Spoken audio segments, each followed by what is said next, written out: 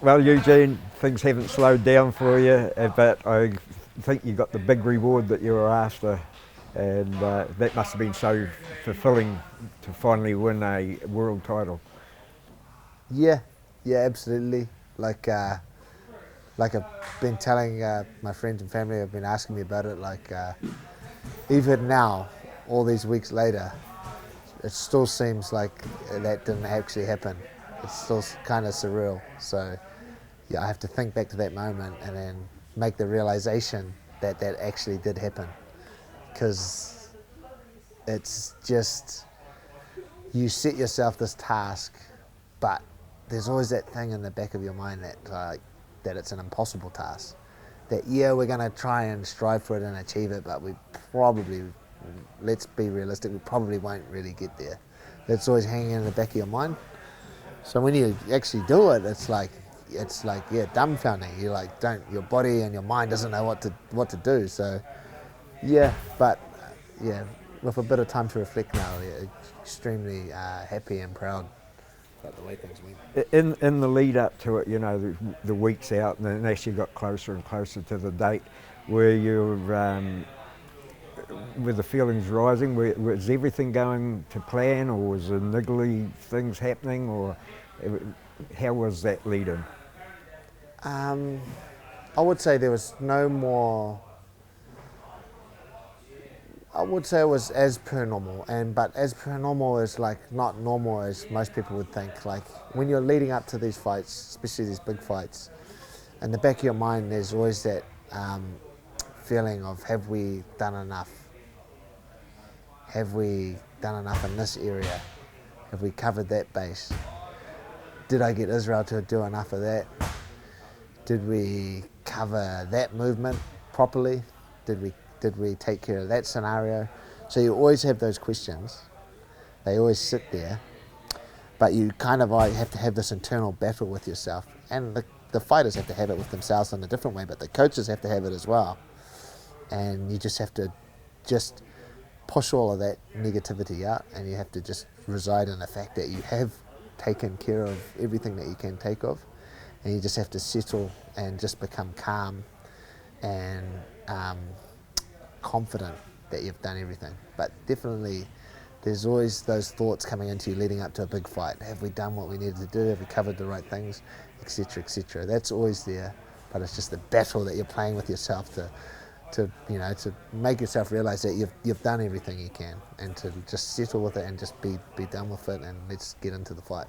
And when you got over there, and the week leading up, you've been to big weeks before, but this was something special. Yeah. Was it different than, more attention obviously on Izzy and that sort of thing? Did you have to sort of split the time and make sure that he wasn't being overtaxed as far as interviews and all that sort of thing goes? We did. He did have an awful amount of media obligations, probably the most he's ever had. But I think we managed it well. Yeah, we had to keep it under close scrutiny because, yeah, sometimes what they ask you to do is a little bit unreasonable. So there's a couple of things we had to just keep some checks and balances in play, but for the most part, we managed it well. We did, yeah. I think the build up at the start of the week was normal, but as the week progressed, it was kind of like a crescendo. It was like building up, and you were trying to shut it out, but it was always there. Yeah. I imagine it must be like you being the All Blacks and being in a World Cup final.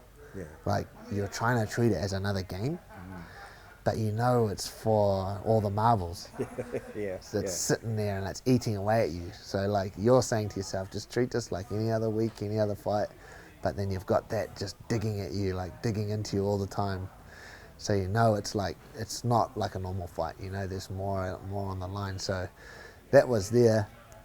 I would say as the week went on, I really started to feel that more. Yeah, definitely. And it comes to game day, and you get to the venue.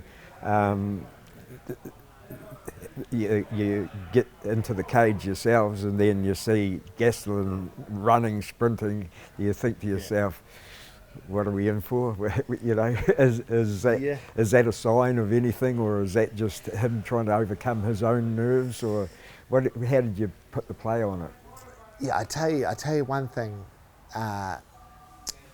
So I wasn't too fussed about that, but when we walked out, that was definitely the loudest crowd that I've ever been a part of.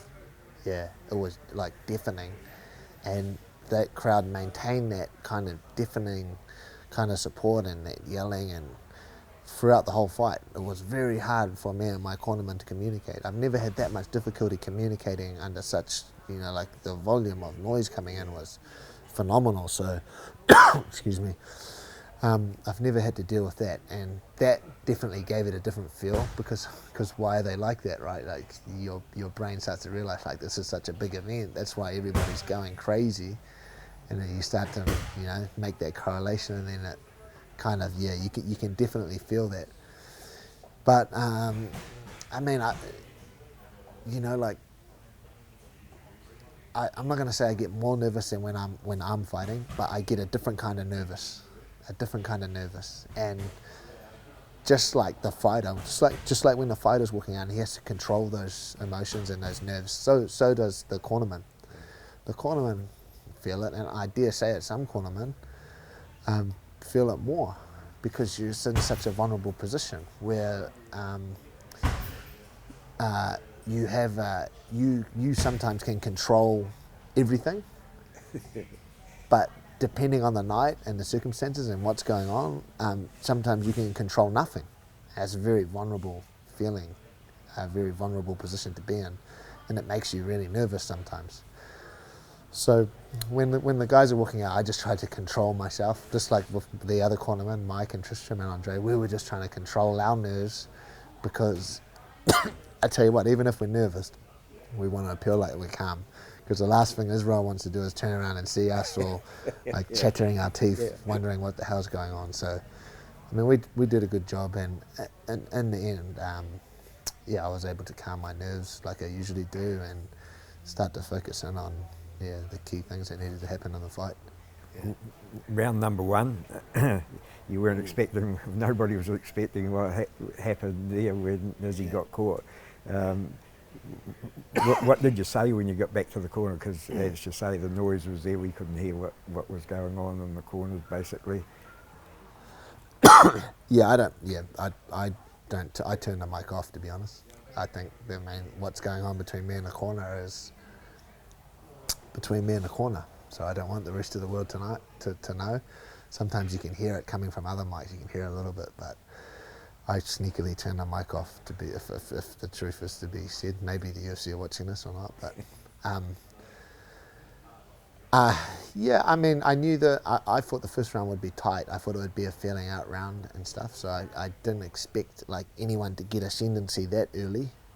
In a 3-round fight, me and Israel definitely approached it a little bit differently, but this was a 5-rounder, so we knew we had a little bit of time to like just feel him out a little bit more and just get a read on him for a little bit longer because we had the 2 extra rounds.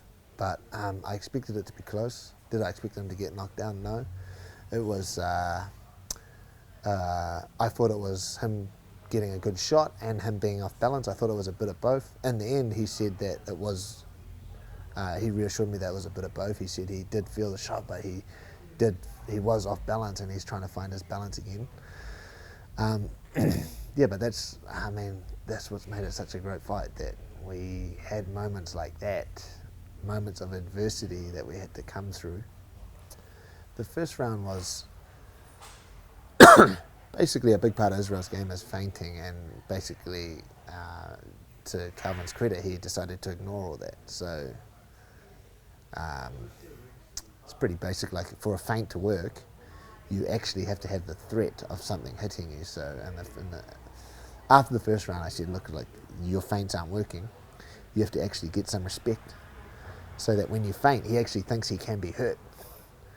And then if you notice in the second round, that's when we knocked him down, and then that changed that evolved the game to the next level. That then we were in the next part of the chessboard, and we had to start working from there. But now Kelvin knew that we could hurt him, and that makes the feints more definitive. Makes the feints, he's able to sell the feints a little easier because now Kelvin knows that he can be stung, and then that changed the dynamic of the fight for that moment anyway. Yeah, so that was the key thing I said to him after round one.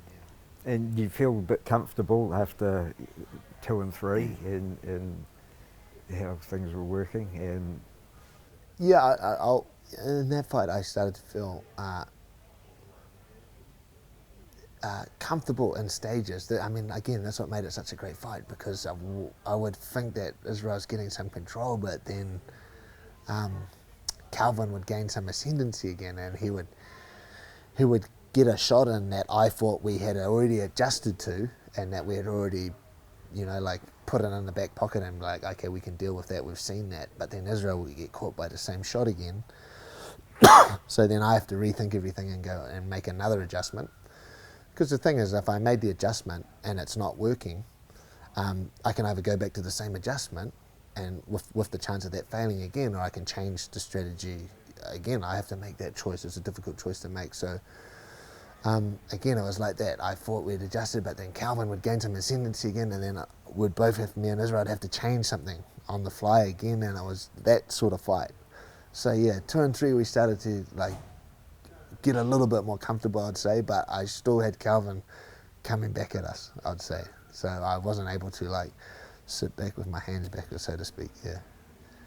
Your heart skipped a beat or two with the head kick. Yeah, I mean, and look, what a masterful job from Kelvin Gastelum, because if I'm being honest, he probably had that shot once. He only had one go at that shot. If he had shown that shot earlier, Israel would have known that shot's there, and he would have made the necessary adjustments to be like, okay, now I know that that's a possibility. I'm going to readjust myself to take care of that. But he waited and waited and waited and used it at the most opportune time, and only for Israel, what he saw it coming and was able to make a slight adjustment to stop it being like a full proper connection, but it was still enough to stumble him around. Yeah. So that all credit has to go to Kelvin Gastelum. That was like a masterful, masterful piece. In a situation when that happens, you look at your clock and say, how long have we got to? Can we last the round, or have you got faith that? Hey, he'll get out of this situation and go straight back on attack? Nah, make the assessment straight away. Try and look into the fighter's eyes. As far as I'm 2 or 3 meters away, so try and look into the eyes, just trying to see how he's how he's finding his feet and stuff, and see if he's together. It took him a little while. So the first knockdown in the first round, I could see he came back and he did this little pivot thing to come back to the middle, and then I knew straight away that he was fully there, because those are very sharp, subtle movements that you can only make if you're fully conscious. And then after that one, he did a couple of small movements where I thought he didn't have that same clarity. So I was a little bit worried. I thought, he's still a bit shaky here. I think it was at that point that Kelvin shot in and pushed him against the cage, which I'm sure Kelvin probably, I'm not going to say it was the wrong move to do, but it definitely gave me a little bit of relief that he closed the distance up and stopped punching Israel, because I thought Israel was still a little bit hurt. So when he did that and closed his distance, and that was a good 30-second or so grab, I knew that Israel would be all right after that. So you can't look back at that and say that it was wrong, because you don't know. Maybe Kelvin could have taken him down and finished him. He didn't know. You don't know what state Israel's in. Exactly. So yeah. So you come to the last round and it's all tied up, and you need to win the last. Yeah. He was fully recovered going in, was he, after, to start round 5?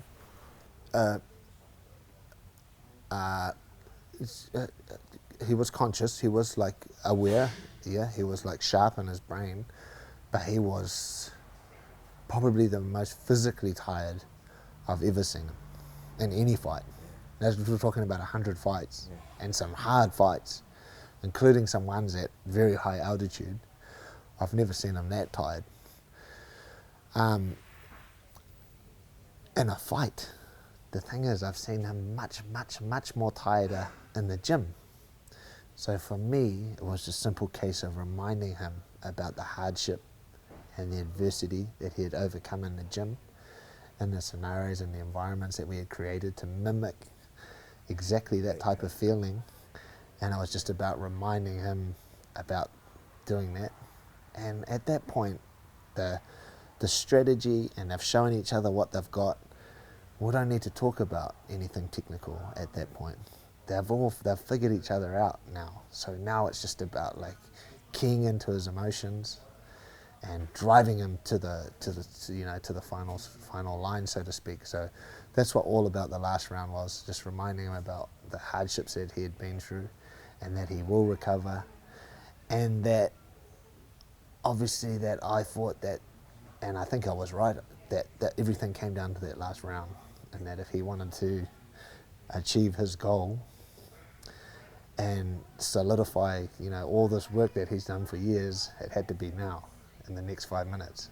And I had to remind him all about that, all within about 50 seconds. So I managed to do that, and then we came through. So Did you, or do you, generally have a look at the other fighter and think he's tireder than we are, or he still looks like he's got a little bit in the tank? every round, every round as I walk towards Israel, I most of the time look at the other corner just to have a look at, just to see what sort of state he is. Like I try and look at see if he's breathing hard, see if he's like, look at his body language. Is he positive? Is he negative? Does he look like he's down and out? I try to look at the corner. Is the corner like really like panicking, or are they frustrated and panicking, trying to try to assess all of that as I'm walking to Israel. And then once I get to Israel, then I put all my attention on Israel, and I've made that little assessment of what I think's going on over there. What were your thoughts when you? I 100% thought at that stage, after looking at Kelvin, that Israel had more in the gas tank. Yeah, even though I knew Israel was tired. After the 5-round fight of that pace, they're both going to be tired. Yeah.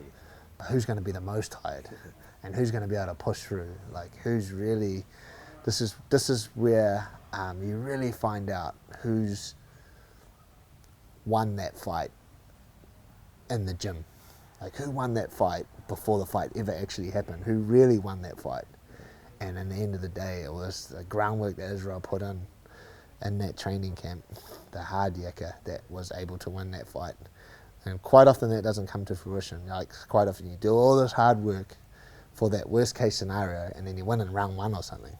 Yeah. But the reason that we have to do that is because every now and then, and you never know, it might come down to something like that. So you got to do it, right? Yeah.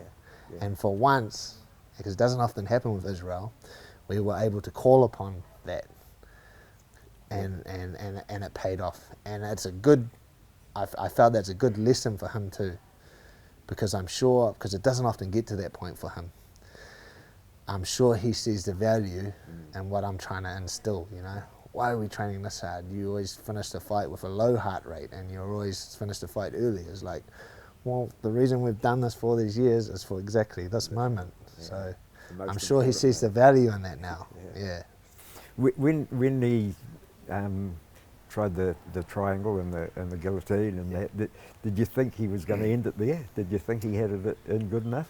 I know. Well, I know he had. Yeah. I know he has the ability to end it because he does it all the time. Those sort of things he gets all the time in the gym.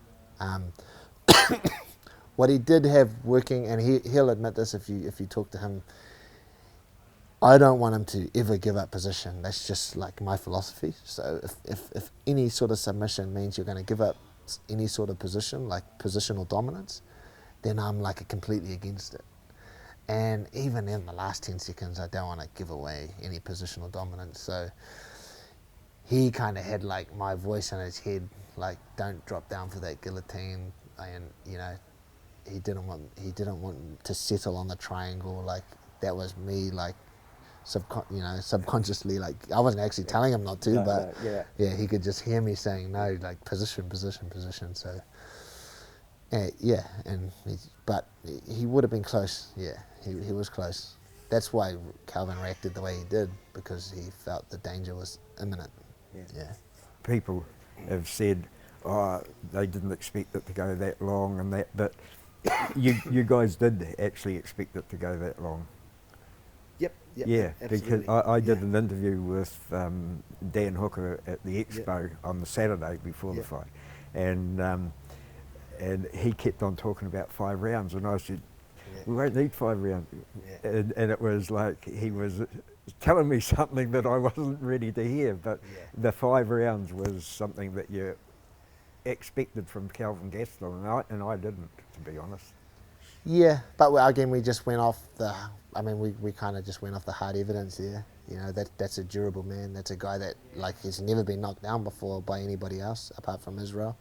So we just went on the hard evidence. We knew that he was going to be a difficult person to stop because he's very durable and very nuggety, and he has good heart. You know, he wants to carry on, and also, I thought if anybody can match Israel's fitness of his previous opponents, it's going to be Kelvin Gastelum. He gets himself very fit for most fights, especially at the 84 kilo middleweight limit. He's always in super good shape and is able to keep a high pace. So I knew that was going to be a challenge for us, that fight, and I knew it was probably going to go the distance. The fight was won by Israel, but Kelvin Gastelum, he never lost any friends in that one. Like that was like 2 heroes, wasn't it? Because that was such a fight that we'll talk about for years and years and years. And if Israel has 100 more fights, we'll still talk about that one. Yeah, and you know, this is the thing. Like Kelvin, what a great fighter, and what a very nice human being. Not all the fighters in the UFC are very nice human beings. I've found that out. That's got to do with just that there's so much at stake.